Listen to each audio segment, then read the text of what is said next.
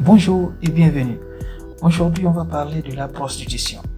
Considérée comme le plus vieux métier au monde, la prostitution est depuis longtemps vue comme un travail dévalorisant. Elle existe et continuera d'exister en dépit des interdictions et des statuts illégaux. Pour des raisons comme la pauvreté ou des situations imprévues, certains pays choisissent d'interdire purement et simplement la pratique, tandis que d'autres ont essayé de réglementer la prostitution en offrant ainsi aux travailleurs de sexe des avantages sociaux et de santé. En voici les 15 pays qui ont légalisé la prostitution. Si tu es nouveau à la chaîne, je t'invite à t'abonner et surtout activer la cloche de notification pour être notifié de toutes nos prochaines vidéos. Allez, c'est parti!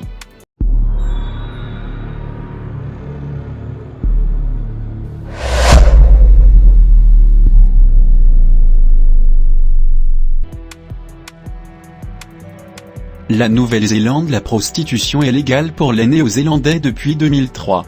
Il existe même des bordels agréés qui fonctionnent selon les lois sur la santé publique et l'emploi, ce qui signifie que les travailleuses reçoivent des avantages sociaux comme les autres employés.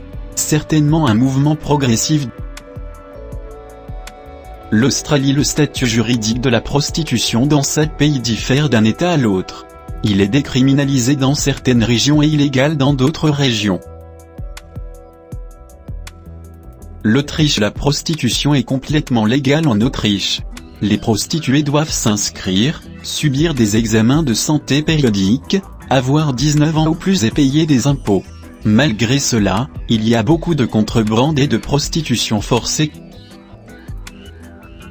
Le Bangladesh, la prostitution masculine est illégale, mais tout le reste est légal. Le Bangladesh connaît un grave problème de trafic mineur, perpétué par la corruption.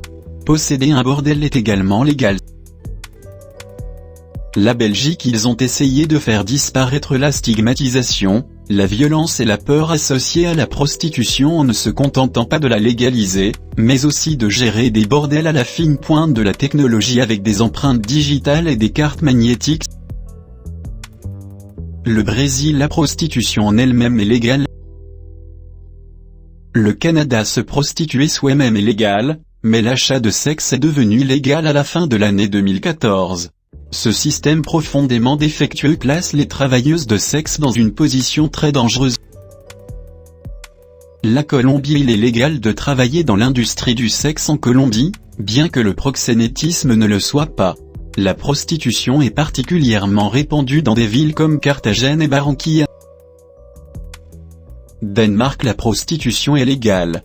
Le gouvernement aide même les personnes handicapées à se faire coucher en encourant les coûts supplémentaires que certaines d'entre elles doivent payer. L'Équateur, tout ce qui touche au travail sexuel est légal. Vous pouvez vendre votre corps, diriger un bordel ou être un proxénète sans ramification juridique. La prostitution forcée est un peu un problème cependant. La France, la prostitution est légale en France, bien que la sollicitation en public soit toujours interdite. Le proxénétisme est illégal et les maisons closes ont été déclarées hors la loi en France en 1946, juste après la guerre. L'Allemagne, la prostitution a été légalisée en 1927 et il y a des maisons closes dirigées par l'État. Les travailleuses sont couvertes par une assurance maladie, doivent payer des impôts et reçoivent même des prestations sociales telles que des pensions. La Grèce a également suivi la méthode allemande consistant à inclure la prostitution comme un travail réel dans la société.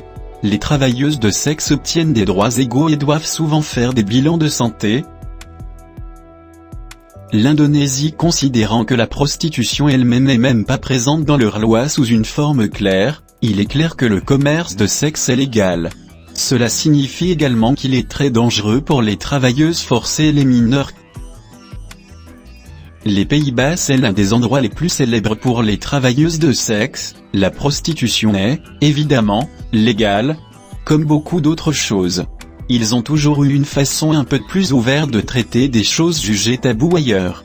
Voilà, c'est tout pour aujourd'hui. Si tu as aimé la vidéo, surtout n'oublie pas de la liker, la commenter et la partager avec tes amis. On se reprend très prochainement pour une nouvelle vidéo.